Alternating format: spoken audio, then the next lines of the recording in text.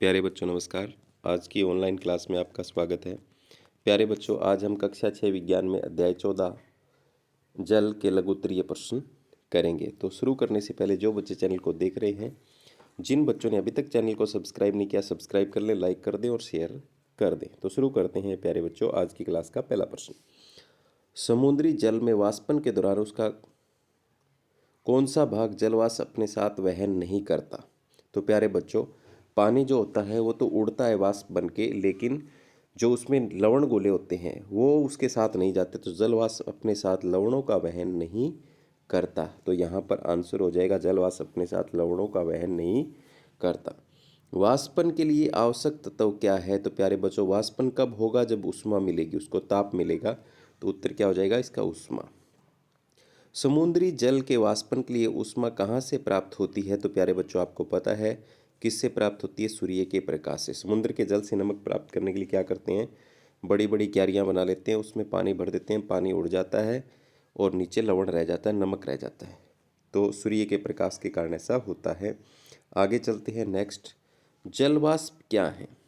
तो प्यारे बच्चों, वाष्पीकृत जल को जलवाष्प कहते हैं। पानी की जो भाप बन जाती है उसे क्या कहते हैं? जलवाष्प।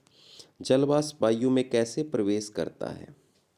जलवाष्प वायु में वाष्पोत्सर्जन के प्रक्रम द्वारा प्रवेश करता है। अगर पानी ऊष्मा के कारण से वाष्प बन के उड़ रहा है तो वो वाष्पन है, और पौधों की पत्तियां अगर फालतू पानी को उड़ा रही है तो वो वाष्पोत्सर्जन है। तो उन दोनों से हवा में प्रवेश करता है। वाष्पन क्या है? वह प्रक्रिया जिसमें जल वाष्पीकृत होता है क्या कहलाता है? वाष्पन। आगे परिभाषा आगे है नेक्स्ट। वाष्पोत्सर्जन क्या है? वाष्पोत्सर्जन क्या है? तो प्यारे बच्चों, पौधों की पत्तियों या सतहों से जल की हानि की प्रक्रिया को क्या कहा जाता है? वाष्पोत्सर्जन कहा जाता है। पौधों की पत्तियों या सतहों से जल की हानि होने की प्रक्रिया को वाष्पोत्सर्जन कहते हैं। आगे है जल के स्रोतों के नाम लिखो। तो जल के स्रोत तालाब हैं, नदियां हैं, झील हैं, कुएं हैं और हैंडपंप हैं। ये सारे क्या हैं? जल के स्रोत हैं। आगे है पृथ्वी का कितना भाग जल से घिरा हुआ है? तो प्यारे बच्चों, पृथ्वी का 2/3 भाग जो है वो किससे घिरा हुआ है? जल से घिरा हुआ है। आगे 2 अंकों वाले प्रश्न हैं। हम पानी का उपयोग किन किन कार्यों के लिए करते हैं? तो प्यारे बच्चों, हम पानी का उपयोग खाना पकाने के लिए, पीने के लिए, कपड़े धोने के लिए, बर्तन साफ करने के लिए, सिंचाई और नहाने के लिए आदि कार्यों के लिए करते हैं। तो ये तो आप सभी को पता ही है। पृथ्वी का 2/3 भाग जल से घिरा है, फिर भी पीने के लिए पानी की कमी है, कारण बताइए। पृथ्वी के 2/3 जल में अधिकांश भाग कहाँ पर है? जल जो है वो समुद्र और महासागरों में पाया जाता है। तो प्यारे बच्चों, जो खारा होने के कारण पीने लायक नहीं होता है। तो क्या है? पृथ्वी पर पानी ही पानी है, लेकिन पीने वाला पानी जो है वो बहुत कम है, क्योंकि समुद्र और महासागरों के अंदर पानी है पृथ्वी पर जो है, और उसमें लवण घुले हैं, इसलिए खारा पानी है, उसको हम काम में नहीं ले सकते, इसलिए पीने के पानी की कमी है।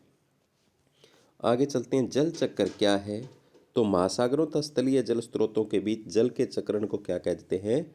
जल चक्र कहते हैं। महासागरों का पानी और स्थलीय पानी जो है वाष्प बन के ऊपर उठता है, ऊपर वापस ठंडा होता है, संघनित होता है, पानी की बूंदें बनती है, बादल बनते हैं, बारिश होती है, नीचे आता है, फिर वापस जाता है। इस तरह से एक प्रक्रम चलता है, उसे कहते हैं जल चक्र। ठीक है। आगे है जल चक्र का वर्णन करें। आगे आगे प्रश्न।